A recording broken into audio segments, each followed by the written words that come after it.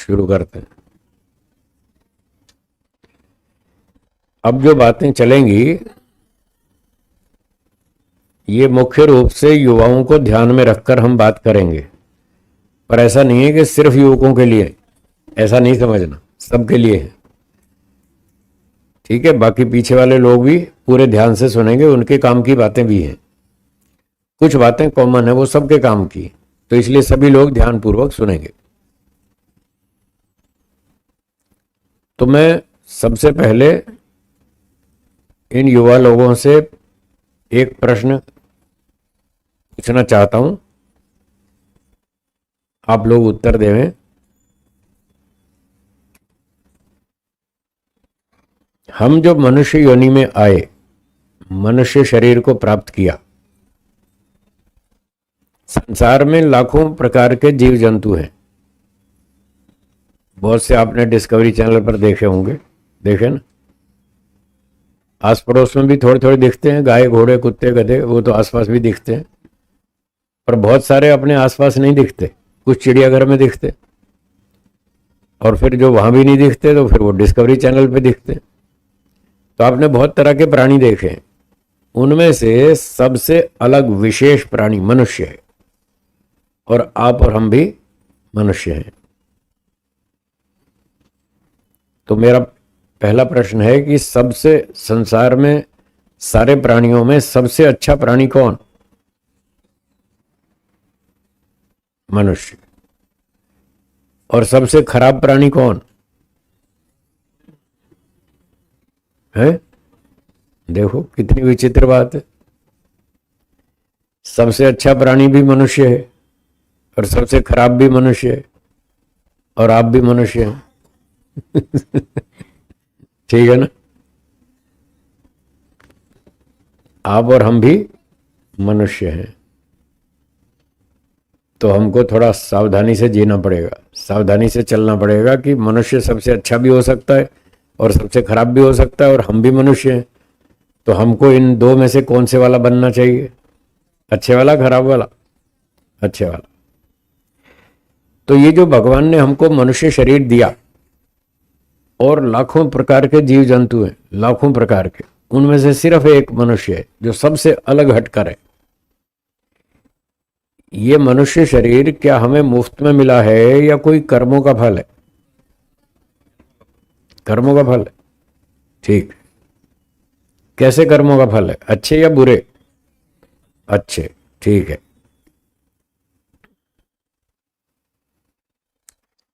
तो जितने युवक बैठे हैं इनसे मेरा प्रश्न है कि आप में से ऐसे कितने लोग हैं जो ये मानते हैं मरने के बाद दोबारा जन्म होगा? वो हाथ ऊंचा करेंगे जो ये मानते हैं मरने के बाद दोबारा जन्म होगा।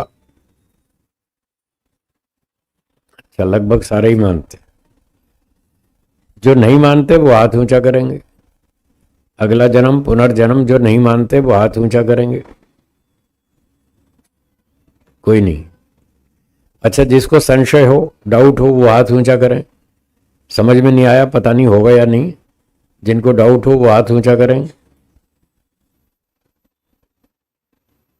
डाउट वाला भी कोई नहीं, बहुत अच्छा। तो आप सब ये मानते हैं कि मरने के बाद दोबारा जन्म होता रहता है। ठीक है, आपको जो मनुष्य जन्म मिला, आपने ये कहा कि ये मुफ्त में नहीं मिला, ये कर्मों का फल है। कैसे कर्मों का फल है? अच्छे या बुरे? अच्छे। इसका मतलब क्या हुआ कि आपने पिछले जन्म में कुछ अच्छे काम किए थे, ठीक है ना, कुछ अच्छे कर्म किए, इसलिए आपको मनुष्य जन्म दिया ईश्वर ने। और जिन्होंने अच्छे नहीं किए उनको डिस्कवरी चैनल पे, चलो भाई तुमने अच्छे नहीं किए, तुमको दंड मिलेगा, उनको वहां पहुंचा दिया। ठीक है, इस बार तो मनुष्य बन गए। आने वाले जन्म में क्या बनना चाहते हैं? मनुष्य या कुछ और कुछ नहीं? वैरायटी बहुत सारी है।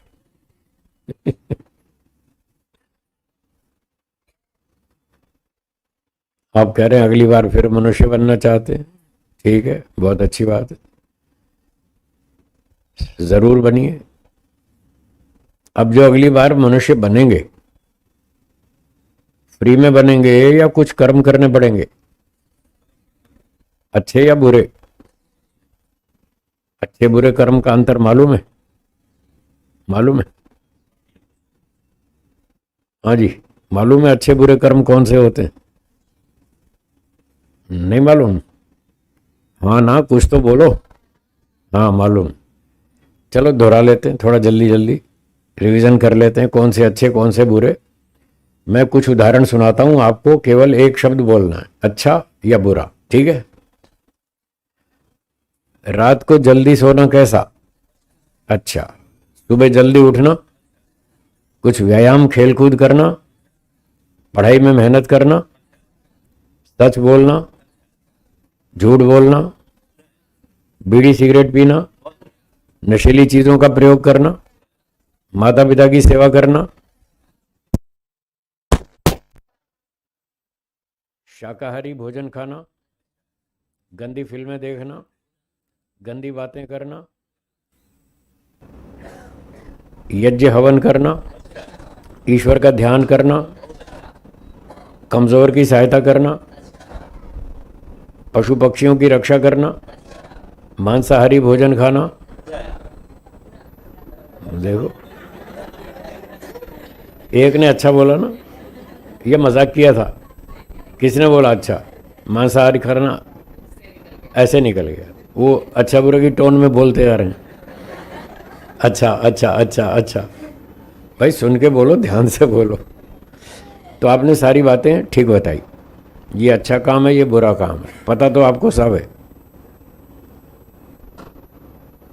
एक विद्यार्थी ने पूरी किताब पढ़ ली, सिलेबस कंप्लीट। जब परीक्षा देने गया तो उसने प्रश्नों के उत्तर ठीक नहीं लिखे, कुछ उल्टे सुल्टे लिखाया। बताओ परीक्षा में पास होगा या फेल? वो कहेगा क्यों, मुझे फेल क्यों किया? मैंने तो सारी किताब पढ़ी थी, फिर मुझे फेल क्यों किया? तो आप क्या उत्तर देंगे, क्यों फेल किया? सही उत्तर नहीं लिखा इसलिए फेल किया। इससे क्या बात निकली, क्या बात समझ में आई कि किताब पढ़ने से व्यक्ति पास होता है या सही उत्तर लिखने से? तो किताब तो आपने सारी पढ़ ली, आपने बोला ये अच्छा काम है, ये बुरा काम है, किताब तो सारी पढ़ ली, आपको सब पता है ये अच्छा ये बुरा। अब तो बारी है कर्म करने की, यानी उत्तर लिखने की। उत्तर लिखने का मतलब कर्म करने की। अच्छे कर्म कौन से, बुरे कर्म कौन से, आपको सब पता है। यदि अच्छे काम करेंगे तो फिर पास हो जाएंगे परीक्षा में, और फिर मनुष्य योनि में नंबर लगेगा। और अच्छे उत्तर नहीं लिखे, यानी बुरे कर्म किए, अच्छे कर्म नहीं किए, तो फिर फेल हो जाएंगे। फेल होंगे तो आप भी वहीं जाएंगे, कहीं जंगल में, कहीं नदी में, समुद्र में, फिर वहां जाएंगे अगर फेल हुए तो। आपके स्कूल कॉलेज की परीक्षा में मिनिमम पास मार्क्स होते हैं 33-35%। लेकिन जो ये जीवन की परीक्षा है, इसमें मिनिमम पास मार्क्स होते हैं 50%। कम से कम 50 नंबर आने चाहिए तो पास होंगे, अर्थात मनुष्य योनि में जाएंगे। अच्छा, जो स्कूल परीक्षा में 33-35% नंबर लेता है, वो अच्छी तरह पास हुआ या फिसड्डी? वो तो फिसड्डी पास हुआ, ये कोई पास थोड़ी होते। 33 नंबर लाया, ये कोई पास है? ऐसी धक्का मार पास है। तो धक्का मार पास होना चाहिए या अच्छे नंबरों से? अच्छे से 70-80-90% लाओ तब तो ठीक है। कोई 80% लाया, कोई 85%, कोई 90%, तो कहें हाँ भाई बढ़िया, फर्स्ट क्लास पास हुआ, बढ़िया डिस्टिंक्शन मार्क्स लेकर आया, पास हुआ बढ़िया। तो वो अच्छी तरह से पास माना जाता है, जिसके नंबर 70-80-90 हों, इस तरह से। तो मनुष्य जन्म प्राप्त करने के लिए भी मिनिमम पास मार्क्स हैं 50%, 50%, 50%। अच्छे कर्म करेंगे, 50% अच्छे कर्म करेंगे तो मिनिमम पास मार्क्स। तो आपको अगला जन्म मनुष्य का मिलेगा। कैसे परिवार में? 4th class. कैसे परिवार में? मजदूर, चपरासी, पट्टे वाला, ऐसे घर में जन्म मिलेगा अगर 50% अच्छे काम किए इस जन्म में। ऐसा चलेगा या और अच्छा बढ़िया परिवार चाहिए? बढ़िया चाहिए ना, इससे ज़्यादा अच्छा चाहिए?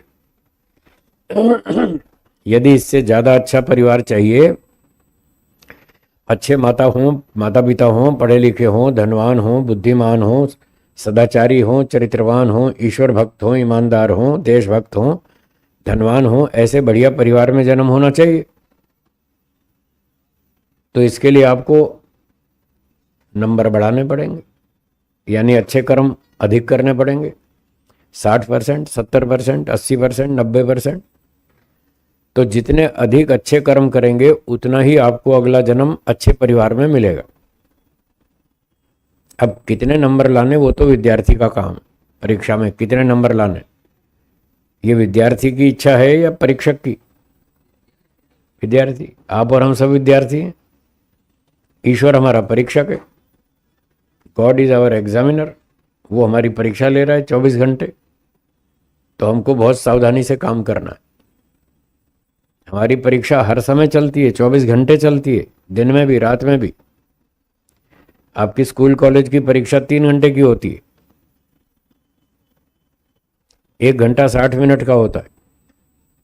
जीवन की परीक्षा भी 3 घंटे की होती है, पर इसका 1 घंटा लंबा होता है, कई वर्ष लंबा। पहला घंटा बचपन है, दूसरा जवानी है, तीसरा बुढ़ापा है, मृत्यु की घंटी बजेगी, टन, टाइम इज ओवर, समय समाप्त हुआ। अब नंबर लगेंगे। तो मृत्यु के बाद फिर नंबर लगेंगे। ईश्वर देखेगा कितने % अच्छे काम किए, कितने बुरे किए।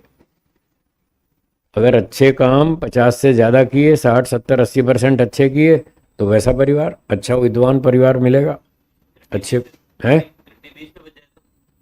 बीच में बच जाए तो उस समय कैलकुलेट कर लेंगे, जितना भी आपने कर्म किया उस हिसाब से अगला जन्म। बीच में घंटी बज गई, 35 साल में एक्सीडेंट हो गया, डेथ हो गई, तो जितने किए उसके आधार पर अगला जन्म। हाँ, तो इसलिए जल्दी से जल्दी अच्छे काम कर लेने चाहिए।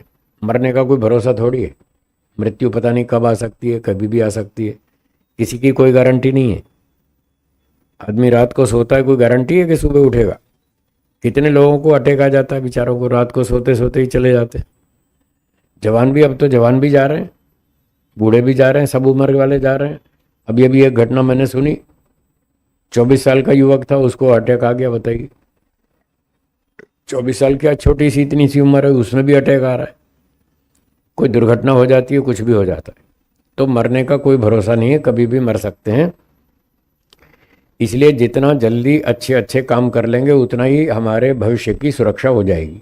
ये जन्म भी अच्छा और अगला भी अच्छा, दोनों अच्छे हो जाएंगे। चलो ठीक है। तो पिछले हमने जन्म में अच्छे कर्म किए, इसलिए हमको मनुष्य जन्म मिला, और आगे भी हम मनुष्य बनना चाहते हैं। अब अगला प्रश्न ये है कि हम मनुष्य बनकर क्या करना चाहते हैं। हमारे जीवन का उद्देश्य हमने क्या बनाया। आज आप मनुष्य हैं, आपको लाखों से ऊपर नंबर मिला हुआ है, लाखों योनियां आपके नीचे हैं, आप लाखों व्यक्तियों को क्रॉस करके यहाँ पहुंचे। तो आप सोचो कितने अच्छे काम किए होंगे जिसके कारण आपको मनुष्य जन्म मिला। मिल तो गया, अब आगे क्या लाभ लेना चाहते हैं इस शरीर से, मनुष्य जन्म से। बाकी पशु तो अपना खाया पिया बूढ़े होके मर गए, 2-4 बच्चे पालते हैं, पशु पक्षी खाते हैं पीते हैं, इधर उधर भागते रहते हैं, दौड़ते रहते हैं अपने भोजन की तलाश में, और 2-4 बच्चे पैदा करते हैं, उनको पाल के बड़ा कर देते हैं, बूढ़े होके मर जाते हैं। यदि मनुष्य भी अपने जीवन में इतना ही काम करे, कुछ पढ़ाई कर ली, कोई डिग्री ले ली, कोई 2-4 बच्चे पैदा कर लिए, उनको पाल पोस के बड़ा कर दिया, बूढ़े होके मर गए, तो पशुओं और मनुष्यों में क्या अंतर? कोई अंतर नहीं।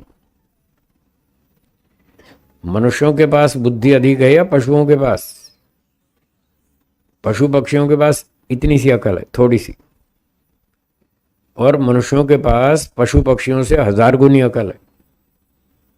हाँ या ना? अब पशुओं ने तो इतनी सी अकल में 4 काम कर लिए, खाया पिया, बच्चे पैदा किए, बूढ़े होके मर गए। और मनुष्य को ईश्वर ने 1000 गुनी अकल दी, उसने भी उतना ही काम किया, 4 बच्चे पैदा किए, पाल पोस के बड़े कर दिए, बूढ़ा होके मर गया। तो बताओ घाटे में कौन है? पशु पक्षी घाटे में या मनुष्य? मनुष्य घाटे में।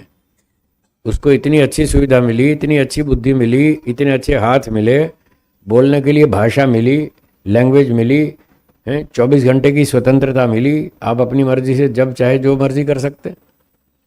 पढ़ना लिखना, खाना पीना, खेलना कूदना, माता पिता की सेवा करना, देश की रक्षा करना, कुछ भी काम जब इच्छा हो वैसी कर सकते हैं। पशुओं के पास ये सुविधाएं नहीं है, ना इतनी बुद्धि है, ना उनके पास सिलेबस है, ना कोई टीचर है, ना कोई स्कूल है, ना कॉलेज है, ना कोई उनको फ्रीडम है कि वो अपनी मर्जी से जो मर्जी कर ले। आपको इतनी सारी सुविधाएं मिली खास, तो सिर्फ इतना ही काम नहीं करना जितना पशु पक्षी करते हैं, कुछ विशेष काम करना चाहिए। अगर विशेष सुविधाएं मिली हैं तो इसका विशेष लाभ उठाना चाहिए।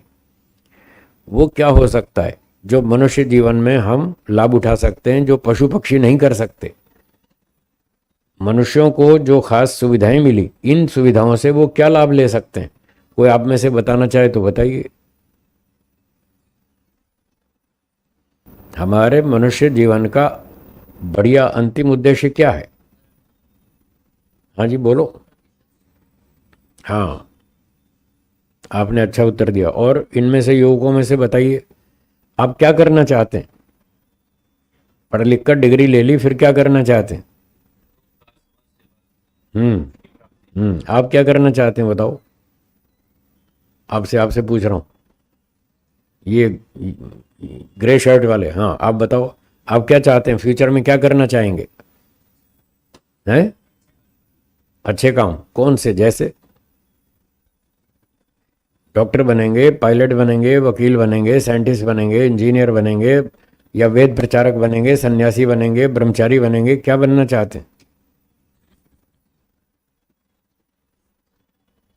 अच्छा, आप में से कोई ब्रह्मचारी बनना चाहता है? मेरी तरह ब्रह्मचारी बनो, सन्यासी बनो। कोई कोई है? एक। और कोई? ठीक। और डॉक्टर कौन कौन बनना चाहते हैं? इंजीनियर, आर्किटेक्ट, पायलट, वकील। तो क्या बनना चाहते हैं भाई? कुछ तो बताओ। सब ऐसे बैठे हैं, हाथ नीचे करके। हाँ जी, आप बताओ, आप क्या बनना चाहते हैं? आप 3 नंबर। हाँ, 3 नंबर, आप बताइए। जोर से बोलो। गवर्नमेंट एग्जाम दे रहे हैं? कौन सा? यूपीएससी? अच्छा, आप क्या बनना चाहते हैं? जोर से बोलो। बिजनेसमैन? ठीक। हाँ जी, आपकी क्या योजना है? पुलिस? अच्छा, और आपकी? अच्छा बनेंगे, अभी डिसाइड नहीं किया। अच्छा, अभी क्या पढ़ रहे हैं आजकल कॉलेज में? क्या कॉमर्स, इकोनॉमिक्स, साइंस? कॉमर्स पढ़ रहे हैं, बीकॉम। बहुत अच्छे। तो देखिए, हमारे शास्त्रों में बताया है कि मनुष्य जन्म बहुत मुश्किल से मिलता है, बहुत कठिनाई से मिलता है। लाखों योनियों में से एक ही मनुष्य है। तो मनुष्य जन्म जो मिला है, उसको सफल बनाने के लिए 4 काम करने चाहिए।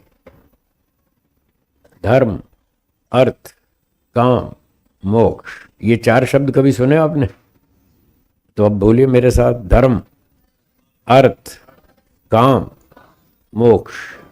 ये हमारे 4 प्रयोजन हैं मनुष्य जीवन के। ये बाकी पशु पक्षी नहीं कर सकते, मनुष्य ही कर सकता है केवल। और जो काम केवल मनुष्य कर सकता है, उस काम को मनुष्य भी ना करे तो फिर कौन करेगा? फिर तो मतलब मनुष्य जीवन प्राप्त करके आपने कोई लाभ नहीं उठाया, ये समझना चाहिए। यदि मनुष्य जन्म मिला है तो ये चारों चीजों के लिए हमको सोचना चाहिए, प्रयास करना चाहिए। पहला क्या बताया था? धर्म। धर्म क्या है इसको समझना। धर्म का एक दूसरा सीधा सरल शब्द बताता हूं, इसके इक्विवेलेंट, वो है कर्तव्य। हाँ जी, धर्म का अर्थ क्या है? कर्तव्य। जो आपकी ड्यूटी है, जो आपको करना चाहिए, उसका नाम है धर्म। क्या करना चाहिए? अभी तो आप कह रहे थे अच्छे काम करने चाहिए। अभी अभी जो आपने बोला, यज्ञ करना, संध्या करना, ध्यान करना, सेवा करना, माता पिता की सेवा करना है, देश की रक्षा करना, प्राणियों की रक्षा करना, ये सारा हमारा कर्तव्य है, इसका नाम है धर्म। तो धर्म के बारे में भी सोचें। फिर आप जो पैसे कमाते हैं या कमाएंगे, उसका नाम है अर्थ। क्या नाम है? और अर्थ कमा लिया, पैसे कमा लिए, अब उस अर्थ का क्या करेंगे? कार खरीदेंगे, मकान बनाएंगे, पार्टी में जाएंगे, खाएंगे पिएंगे, डांस करेंगे, गीत संगीत का मजा लेंगे। इसको बोलते हैं काम।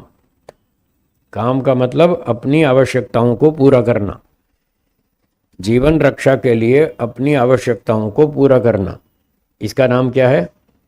काम। तो आप लोग अर्थ के बारे में तो सोचते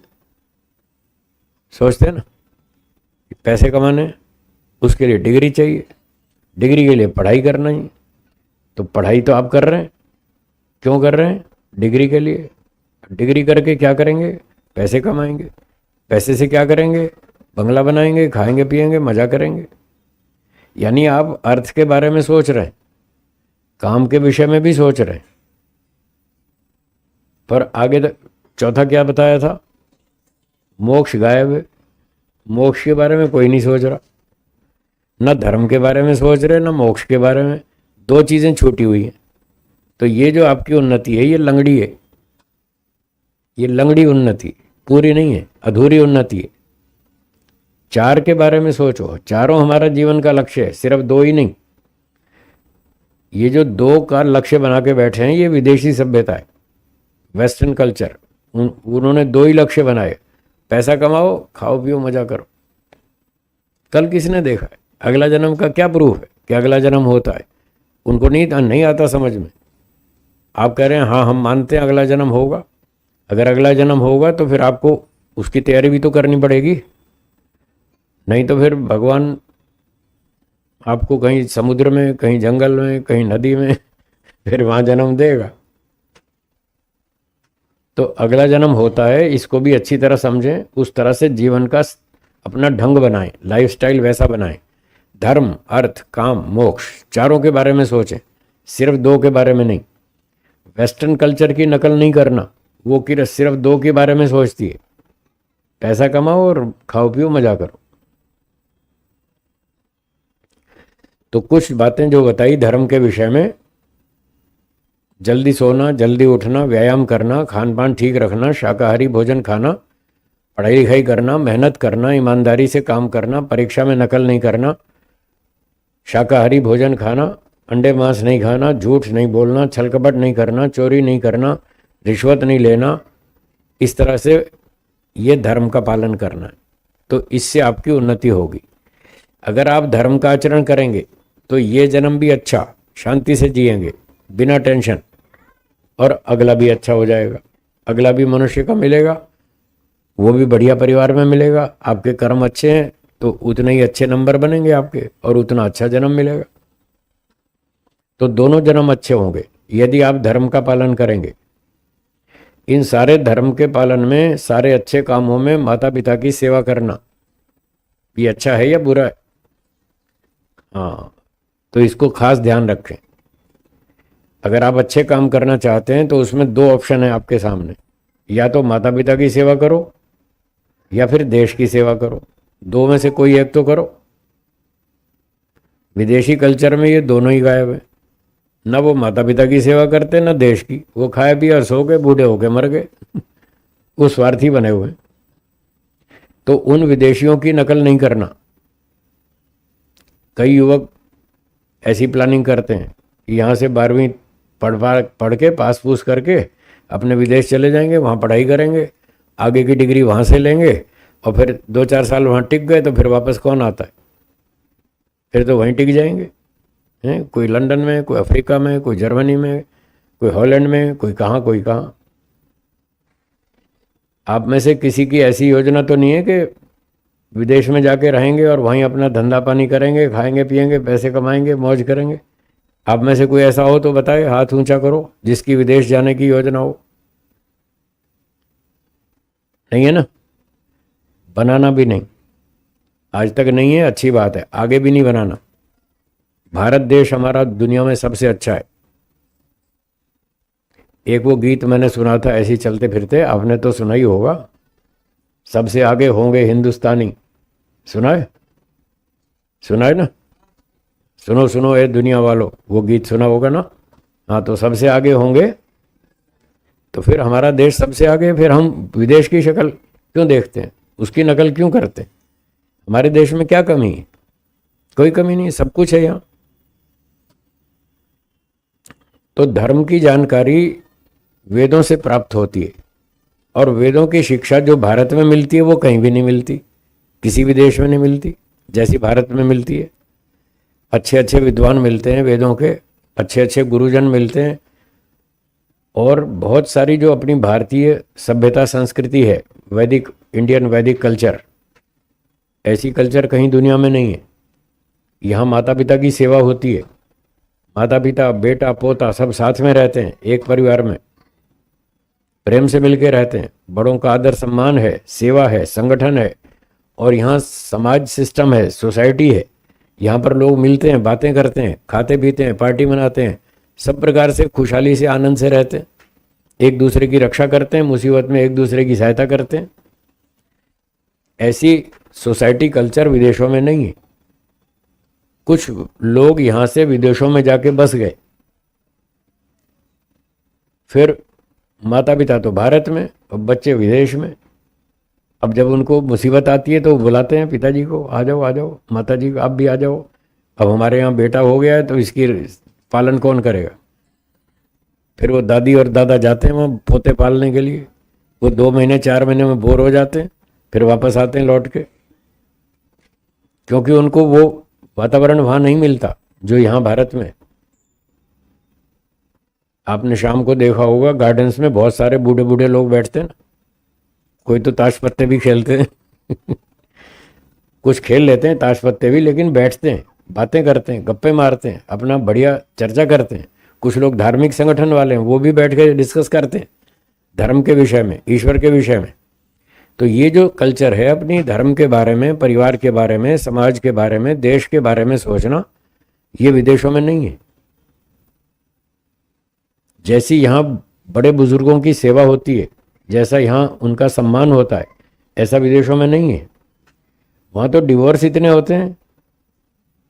इंग्लैंड में कोई बता रहा था 40% बच्चों को यही पता नहीं मेरा बाप कौन है, मेरी माँ कौन है, क्योंकि डिवोर्स हो जाता है, दोनों अलग हो जाते हैं। तो बच्चा तो छोटा ही था 2 साल का, और माता पिता का डिवोर्स हो गया, तो या तो माँ के साथ रहेगा या बाप के साथ रहेगा। तो धीरे धीरे बच्चे बड़े होते हैं, उनको ये पता ही नहीं होता हमारे पिताजी कहाँ हैं। तो साल में एक दिन वो ढूंढते हैं हमारे पिताजी कहाँ हैं। जिस दिन वो ढूंढते हैं उसको फादर्स डे बोलते हैं। फादर्स डे सुना है ना? ये फादर्स डे वो लोग मनाते हैं, वो ढूंढते हैं हमारे पिताजी कहाँ हैं, थोड़ा उनसे मिल के आए, थोड़ा उनको मिठाई का डब्बा दे के आए, थोड़ा धन्यवाद बोल कर आए। और ऐसे ही मदर्स डे भी मनाते हैं वो लोग। उस दिन माँ को ढूंढते हैं, हमारी माँ कहाँ है। बताओ, ये कोई जीवन है जिसको अपनी माँ का ही पता नहीं, मेरी माँ कहाँ है, मेरा पिताजी कहाँ है, यही पता नहीं। और यहाँ तो सब माता पिता के साथ रहते हैं। तो ये जीवन अच्छा या वो जीवन अच्छा? ये जीवन अच्छा। ऐसा जीवन जीना हो तो भारत में रहना, विदेश मत जाना। और अगर विदेश चले गए तो आप माता पिता की सेवा नहीं कर पाएंगे। आप तो वहाँ टिक जाएंगे और माता पिता वहाँ टिक नहीं पाएंगे। उनके दिमाग में तो भारतीय संस्कृति है, ये विदेशी सभ्यता कल्चर उनके समझ में नहीं आती। वो थोड़े दिनों में बोर हो जाते हैं, वापिस आते हैं। तो माता पिता बूढ़े बेचारे यहाँ दुखी होते रहेंगे। बुढ़ापे में उनको कोई रोटी खिलाने वाला नहीं, कोई दवाई दिलाने वाला नहीं, कोई डॉक्टर के पास ले जाने वाला नहीं, कोई सत्संग में ले जाने वाला नहीं। वो बेचारे यहाँ दुखी होते रहेंगे और बच्चे वहाँ खा पी के डांस करते रहेंगे। विदेश में जाकर पैसे कमा भी लिए, कुछ खा पी लिया, डांस कर लिया, इससे फायदा क्या हुआ? उल्टा आपके संस्कार खराब होंगे। कोई अध्यात्म तो वहाँ सीखने को मिलता नहीं। कोई सेवा परोपकार, ऐसे ऐसे परोपकार के काम वहाँ प्राय होते नहीं जैसे यहाँ होते हैं भारत में। तो आपके पुण्य कर्म वहाँ पर नहीं बढ़ेंगे, उल्टा आपका जीवन खराब होगा। आपके अंदर भोग के संस्कार बढ़ेंगे, खाना पीना भोगना और सो जाना। तो इससे आपको फायदा होगा या नुकसान? हाँ, इसलिए विदेश मत जाना। यहाँ रहेंगे तो पूरा अवसर मिलेगा, बड़ों का आशीर्वाद लेना, माता पिता की सेवा करना।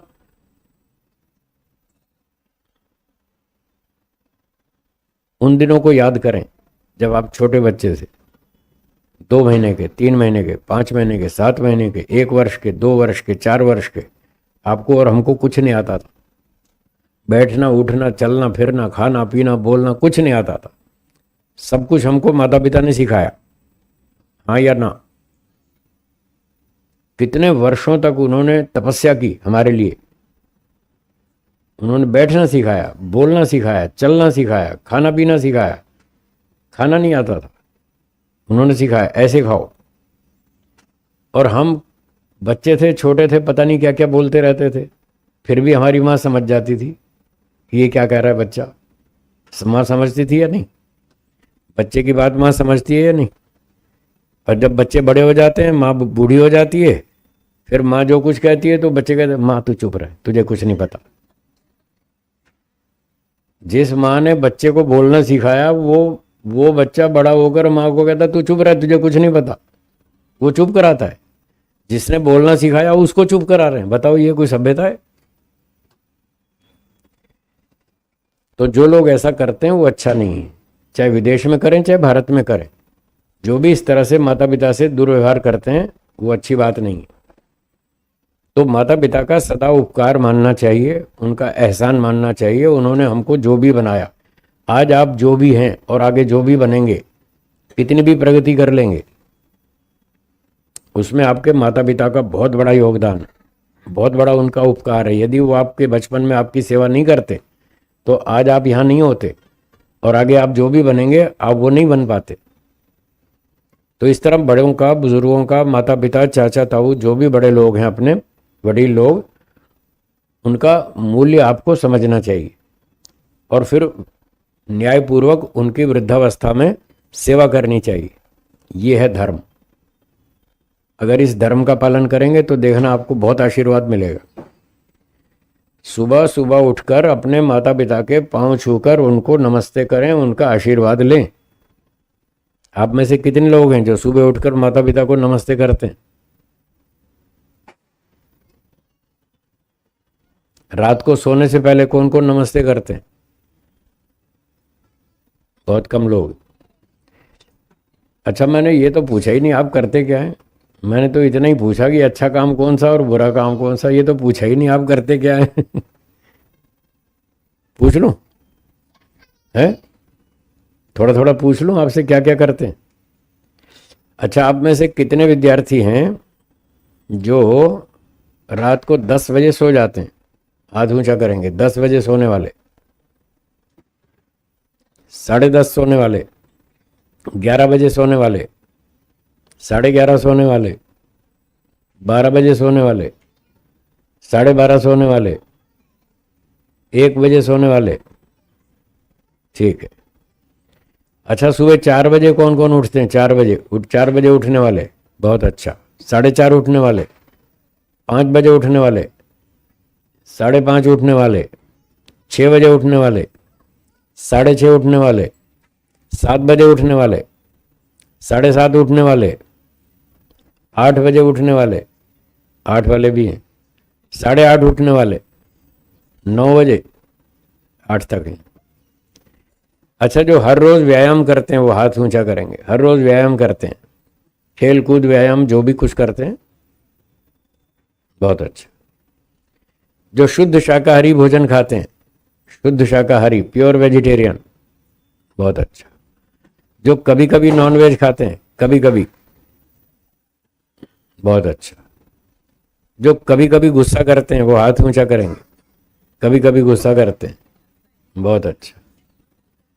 जो लोग हमेशा सच बोलते हैं, हमेशा सच बोलते हैं, ठीक। जो कभी कभी झूठ बोलते हैं, कभी कभी, बहुत अच्छा। जो माता पिता की सेवा करते हैं वो हाथ ऊंचा करेंगे, बहुत अच्छा। जो उनके साथ झगड़ा करते हैं वो हाथ ऊंचा करेंगे, ठीक, बहुत अच्छा। और जो दूसरों की सहायता करते हैं, कमज़ोर लोगों की, विकलांगों की, रोगियों की, पशु पक्षियों की सहायता करते हैं, उनको भोजन चारा खिलाते हैं, बहुत अच्छा। और जो नशा करते हैं कोई भी तरह का, बीड़ी सिगरेट गुटखा पान मसाला तंबाकू, कोई नहीं, बहुत अच्छा। जो रोज अपने घर में हवन करते हैं, हर रोज हवन करते हैं, बहुत अच्छा।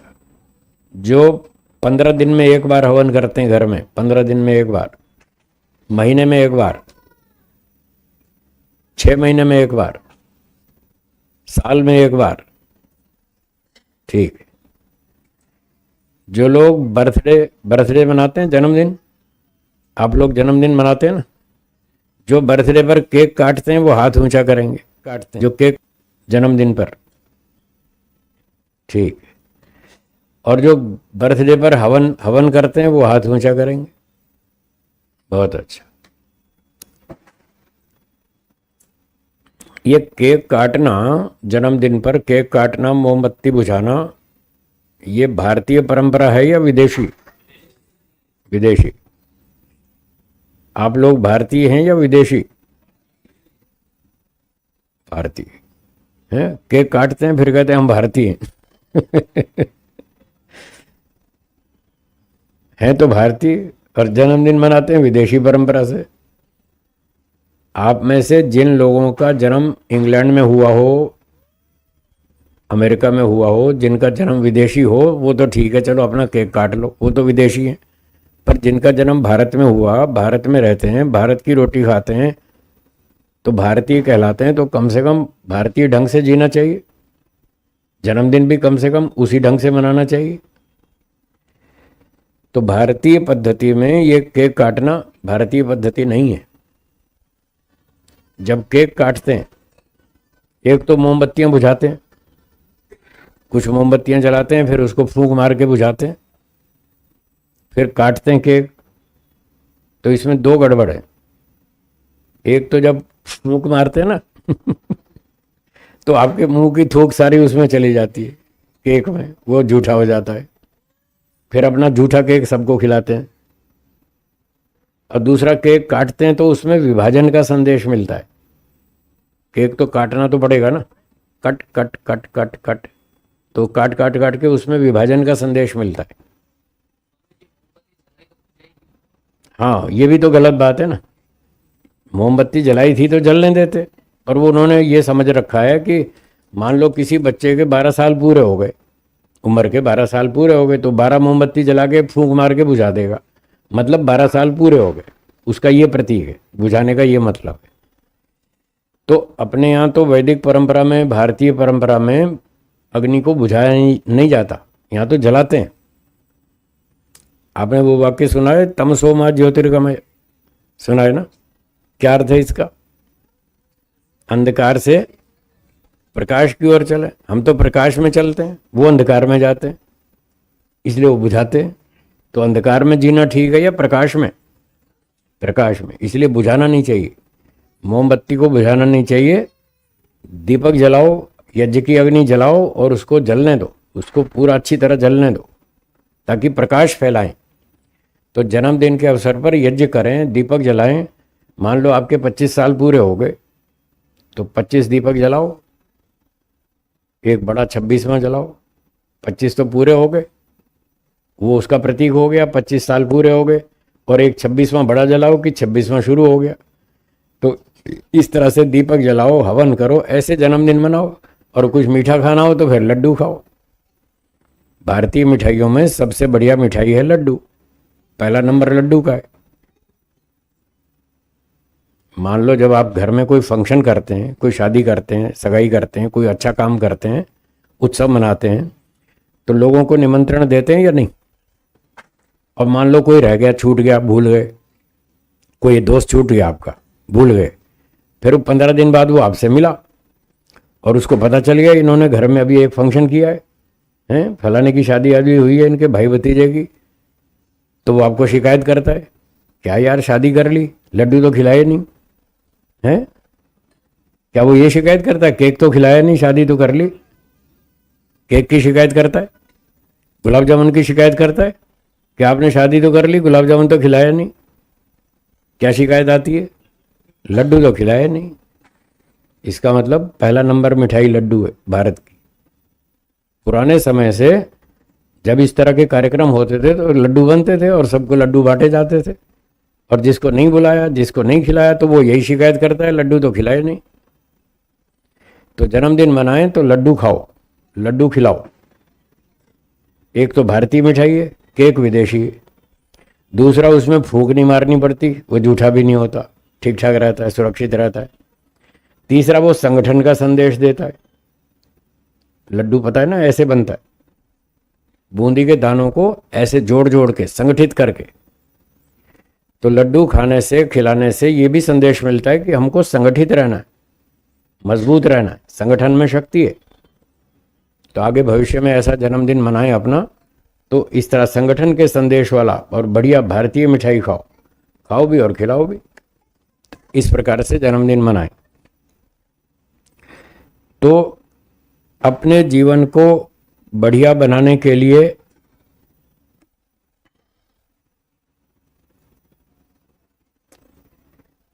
धर्म, अर्थ, काम, मोक्ष, इन 4 चीजों का चिंतन करें और इसकी पूर्ति के लिए अपनी दिनचर्या बनाएं।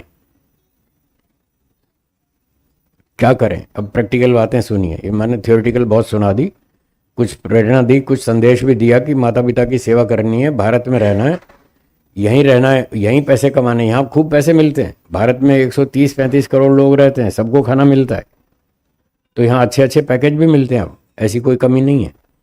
तो भारत में रहें, माता पिता के साथ रहें, उनकी सेवा करें, अपने जीवन को अच्छा बनाएं, व्यायाम करें, रात को जल्दी सोएं, सुबह जल्दी उठें, शाकाहारी भोजन खाएं, अंडे मांस नहीं खाएं। अब तक नहीं खाते, बहुत अच्छी बात है, आगे भी नहीं खाना। इस तरह का बढ़िया संकल्प लेकर चलें और जो गरीब कमज़ोर लोग हैं उनकी मदद करें, देश की रक्षा करें और अपने घर में रोज़ हवन करें। जैसे शरीर के लिए भोजन खाना ज़रूरी है, भोजन खाते हैं या नहीं खाते हैं? हर रोज़ खाते हैं, बल्कि दिन में कई बार खाते हैं। एक बार से भी काम नहीं चलता। भोजन तो रोज़ खाते हैं और कई बार खाते हैं, और हवन नहीं करते एक बार भी, तो ये तो गड़बड़ है ना। जीने के लिए पहले रोटी चाहिए या पहले हवा? शुद्ध या अशुद्ध? शुद्ध हवा कैसे मिलती है? हवन करने से कैसी हवा मिलती है? तो फिर हवन तो करते नहीं। आप कह रहे हैं पहले हवा चाहिए और हवा भी शुद्ध चाहिए। हवन करने से वायु शुद्ध होती है, वो तो आप करते नहीं, और रोटी खा लेते हैं कई बार। गड़बड़ है। अगर अपने जीवन को सुरक्षित रखना चाहते हैं, स्वास्थ्य को अच्छा बनाना चाहते हैं, लंबी आयु जीना चाहते हैं, स्वस्थ होकर जीना चाहते हैं, रोगों से बचना चाहते हैं, तो हवन भी उतना ही ज़रूरी है जितना कि दाल रोटी सब्जी भोजन खाना। भोजन से भी हवन ज़्यादा ज़रूरी है। रोटी 15 दिन नहीं मिली तो नहीं मरेंगे, जी लेंगे 15 दिन, रोटी के बिना जी सकता है आदमी। और हवन ये शुद्ध वायु 5 मिनट ना मिले तो शांति पाठ। 5 मिनट भी शुद्ध वायु के बिना नहीं जी सकते। इसलिए वायु का मूल्य अधिक है, शुद्ध वायु का, और वो शुद्ध वायु हवन करने से मिलती है। और दूसरा, पेड़ लगाने से, वृक्ष लगाने से, उससे भी हमको अच्छी शुद्ध वायु मिलती है। तो ये 2 काम बहुत अच्छे हैं, हवन करना और वृक्ष लगाना। तो ये अपने जीवन में जोड़ें। रोज़ हवन करना चाहिए, शास्त्रों में, वेदों में लिखा है, रोज़ हवन करो। जल्दी उठो, माता पिता की पाँव छूकर सुबह सुबह उनका आशीर्वाद लो। रात को सोते समय उनसे नमस्ते करके फिर सो, आशीर्वाद लेकर के सो। जो बड़ों की सेवा करते हैं उनको 4 फायदे होते हैं। नित्यम वृद्धोपसेविनः, आयुर्विद्या यशो बलम। आयु बढ़ती है, उसकी विद्या बढ़ती है, उसका यश बढ़ता है और बल बढ़ता है। तो जो माता पिता की सेवा करते हैं उनको ये 4 फायदे होते हैं।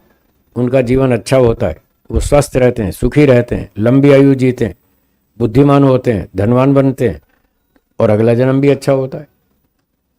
तो इस प्रकार से अपने जीवन में अच्छी अच्छी बातें जोड़ें, दिनचर्या को ठीक करें रोज संध्या हवन दिनचर्या में जोड़ें और हठ नहीं करें।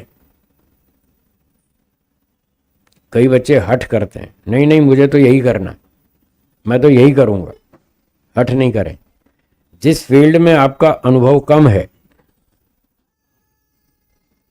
जिस फील्ड में अनुभव कम है वहां उस फील्ड में दूसरे अनुभवी लोगों की सलाह सम्मति सहयोग लेना चाहिए।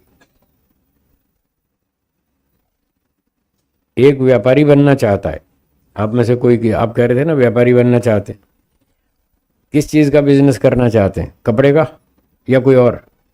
कपड़े का। तो आपने पढ़ाई कर ली, डिग्री ले ली, अब आप बिजनेस शुरू करेंगे तो सीधा ही दुकान खोल देंगे या पहले किसी से सीखेंगे? सीखेंगे ना, 2 साल 4 साल पहले काम करना सीखेंगे कि कहाँ से सामान खरीदना है, क्या भाव से खरीदना है, क्या क्वालिटी है, कैसे बेचना है, दुकान कैसे लगानी है, कैसे सजानी है, ग्राहक से कैसे बात करनी है, ये सब बात सीखेंगे।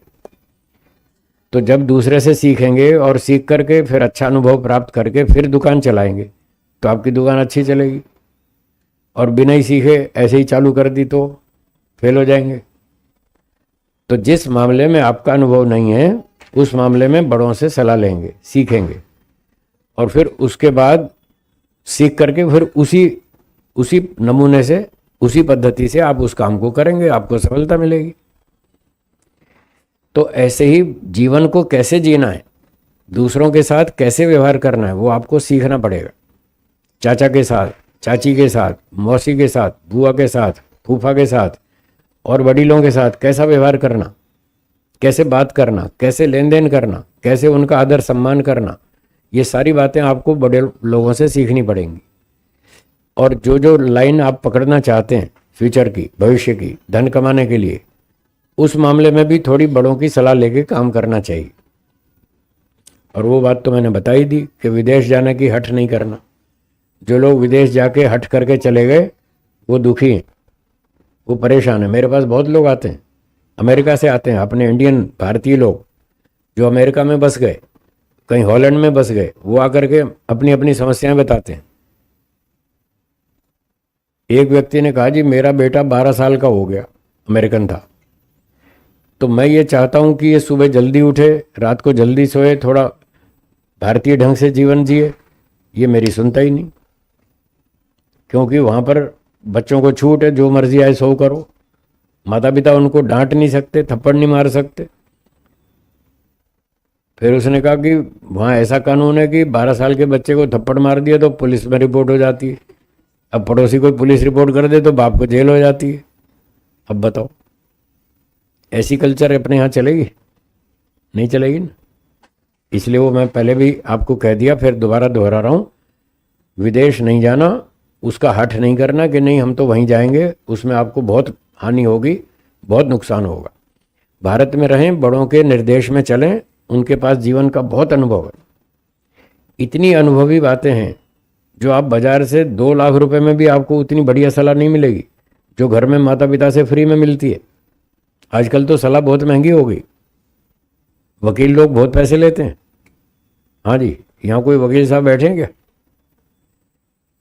है? कोई नहीं है।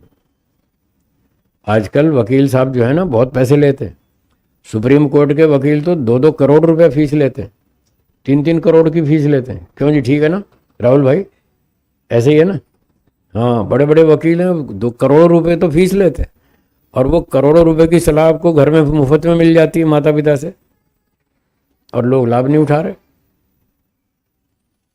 तो इस बात का ध्यान रखें, धर्म अर्थ काम मोक्ष चारों को दिमाग में रखें, उस हिसाब से अपना जीवन की योजना बनाएं, अपनी लाइफ को प्लान करें, इस जन्म को भी देखें, अगला भी देखें, इस तरह से काम करें, आपका जीवन बहुत सफल होगा। आपको समझ में आएगा कैसे जीना चाहिए, कैसे रहना चाहिए, कैसे बोलना चाहिए, कैसे उठना चाहिए, कैसे बैठना चाहिए। बड़ों के साथ असभ्यता कभी नहीं करना। बड़े लोग, घर के वडील लोग कभी डांट फांट भी कर दें तो भी चिंता नहीं, उनकी डांट से दुखी नहीं होना, वो आपके फायदे के लिए बोलते हैं। आपको कितना खिलाया पिलाया, वर्षों तक सेवा की, थोड़ा डांट दिया तो क्या हो गया? फिर इतनी डांट नहीं सह सकते, जबकि आपका फायदा कितना किया उन्होंने। तो उनकी डांट से दुखी नहीं होना, उसको अपने हितकारी मान करके स्वीकार कर लेना, और ये सारी आपकी समस्याएं उस एक नियम से हल हो जाएंगी जो मैंने अभी बताया था। सुबह उठकर माता पिता के पांव छूकर उनका आशीर्वाद लेना, और रात को सोने से पहले भी उनको नमस्ते करके सोना, तो उनका बहुत आशीर्वाद मिलेगा। इससे एक और फायदा होता है। क्या फायदा होता है? कभी कभी घर में छोटी मोटी ऊंची नीची बात हो जाती है, थोड़ा मन मुटाव हो जाता है, किसी किसी बात पर विचार नहीं मिलते, कोई थोड़ा ऊंचा नीचा हो जाता है ना घर में, तो जब आप नमस्ते करने जाएंगे तो वो सारी समस्या खत्म। जो मन में गुस्सा आया था, जो द्वेष उत्पन्न हुआ था, जो आपस में कटुता आ गई थी, वो सारी खत्म हो जाएगी। ये नमस्ते करके आशीर्वाद लेने का कितना बड़ा फायदा। तो इस प्रकार से अपना जीवन बनाएं। मैंने कुछ बातें आपके सामने रखी। आपको कोई प्रश्न पूछना हो तो स्वागत है। जिस युवाओं की कोई समस्या हो, कोई प्रश्न हो तो आप पूछ सकते हैं। थोड़ा समय है हमारे पास, जिनको प्रश्न पूछना हो बोलिए।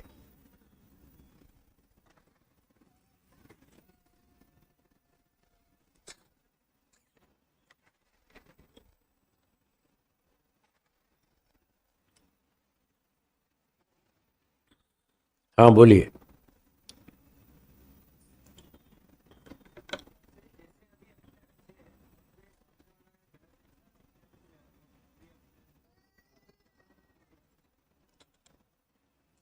हम तो ठीक काम करते हैं, कोई सामने वाला गलत मिल जाए, गलत व्यवहार करता है, तब क्या करना चाहिए?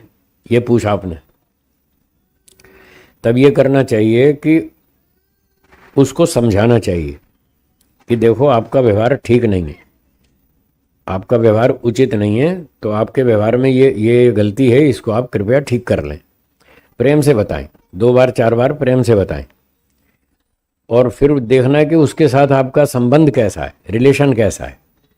आपके घर का सदस्य है, या रिश्तेदारी में है, या मित्रों में है, या कोई रेल का यात्री है, कोई बस यात्री है, कोई व्यापारी है, कोई ग्राहक है, कौन है वो देखना पड़ता है। जिसके साथ जितना नज़दीक का रिश्ता हो, निकट संबंध हो, तो उसको उतनी बार अधिक बताना पड़ेगा, उतनी बार उसकी बातों को थोड़ा थोड़ा सहन करना पड़ेगा, और उसको सावधान भी करते रहना पड़ेगा, भाई आपका ये व्यवहार ठीक नहीं चल रहा, आप इसको ठीक करें। तो इस तरह से करना चाहिए। लड़ाई झगड़ा नहीं करना, द्वेष नहीं करना, मन में कुछ नहीं रखना। जो भी हो, या तो उसको बात को भूल जाओ, सहन कर लो, कोई बात नहीं। सहन करने का तरीका है, कोई बात नहीं। छोटा मोटा है तो ऊंचा नीचा होता रहता है, संसार है। यहाँ कभी भी किसी को पूरा न्याय नहीं मिलता। एक व्यक्ति को भी यहाँ संसार में पूरा पूरा न्याय नहीं मिलता। तो जो छोटे मोटे अन्याय होते हैं उनको हमको सहन करना पड़ता है। सहन करने के लिए, अपनी सहन शक्ति को बढ़ाने के लिए ये उपाय है, जब कोई छोटा मोटा अन्याय हो जाए तो बोलो कोई बात नहीं, ऐसे 3 शब्द बोल के अपने आप को शांत करो। घर का व्यक्ति हो तो उसके ज़्यादा अन्याय हमको सहने पड़ेंगे, बाहर का होगा तो कम, 1 बार 2 बार। कोई रेल यात्री है, उसने 1-2 बार छोटी मोटी गलती कर दी तो हम कोई सहन कर लेंगे, कोई बात नहीं। फिर उसको बताएंगे भाई आप ऐसे मत करो, ये ठीक नहीं है। और फिर वो नहीं मानता तो उससे अलग हो जाएंगे, उससे व्यवहार बंद कर देंगे, उससे दूर हो जाएंगे। पर झगड़ा नहीं करना। अगर आपको शांति से जीना है, अच्छी तरह जीना है, और पूरा जीवन लंबा स्वस्थ होकर जीना है, तो जहाँ तक हो सके झगड़े से बचें। और 2 बार 4 बार 5 बार 10 बार समझा दिया फिर भी नहीं मानता, तो फिर देखो समाज के 4 लोगों को बिठाओ और फिर उसकी शिकायत करो। 4 बुद्धिमान बिठाओ, उनको शिकायत करो, वो उसको समझाएंगे कि भाई तुम ऐसा गलत काम मत करो। वो समाज की भी नहीं मानता, आपकी भी नहीं सुनता, किसी की भी नहीं सुनता, तो फिर ठीक है, उससे अपना अलग हो जाओ। अगर शांति से जीना है तो कोर्ट में जाओगे तो वहाँ न्याय मिलता नहीं आजकल। एक कोर्ट में मुझे ले गए कोई सज्जन, बोले आज गुरुजी कोर्ट में चलेंगे, वकीलों से बात करेंगे। मैंने कहा चलो। वो मुझे कोर्ट में ले गए तो 65-70 वकील बैठे थे मेरे सामने, और मैंने उनके सामने थोड़ा प्रवचन किया। फिर शंका समाधान शुरू हो गया। तो बातचीत में मैंने पूछा कि यहाँ आपके यहाँ कोर्ट में न्याय न्याय न्याय मिलता है, यहाँ न्याय होता है? बोले नहीं होता। तो मैंने पूछा क्या होता है? बोले यहाँ निर्णय होता है, ये वकील साहब ने बताया, यहाँ कोर्ट में न्याय नहीं होता, यहाँ तो निर्णय होता है। तो मैंने भी फिर उसी टोन में बोल दिया, मैंने कहा जब यहाँ निर्णय होता है तो बाहर न्यायालय क्यों लिखा है, निर्णयालय लिखो ना बाहर। जब यहाँ न्याय तो होता ही नहीं तो न्यायालय क्यों लिखा, यहाँ निर्णय होता है तो निर्णयालय लिखो। तो बेचारा चुप हो गया। तो मेरा कहने का मतलब ये है कि कोर्ट में भी न्याय तो मिलता नहीं। अब कहीं 20-20 साल तक केस चलते हैं, 30-30 साल तक लंबे केस चलते हैं, फिर जाके कोई फैसला होता है। तब भी क्या गारंटी है कि फैसला हमारे पक्ष में आएगा कि नहीं आएगा, उसकी भी कोई गारंटी नहीं है। तो इसलिए कोर्ट में जाने से बचें, जहाँ तक हो सके अपने आपस में बातचीत निपटा लें, सुलझा लें। कोई बीच में तीसरे न्यायाधीश को मत डालिए, वहाँ न्याय वैसे भी नहीं मिलता है। और जब न्याय नहीं मिलता तो फिर उसको ईश्वर के न्याय पर छोड़ दें। अंत में ईश्वर की कोर्ट में न्याय जरूर मिलेगा, इस बात की तो 100% गारंटी है, 100%। ईश्वर की कोर्ट में जरूर न्याय मिलेगा। तो कैसे जीना, दुष्टों से अपना बचाव करना, अच्छे बुरे सब लोगों को पहचानो, कौन अच्छा है कौन बुरा, अच्छे आदमी के साथ मिलकर रहो, उससे सहयोग लेना भी देना भी, दोनों काम करें। और जो बेकार दुष्ट लोग हैं उनसे अपना बच के रहो, झगड़ा नहीं करना, ऐसे करना चाहिए। ठीक, और कोई प्रश्न?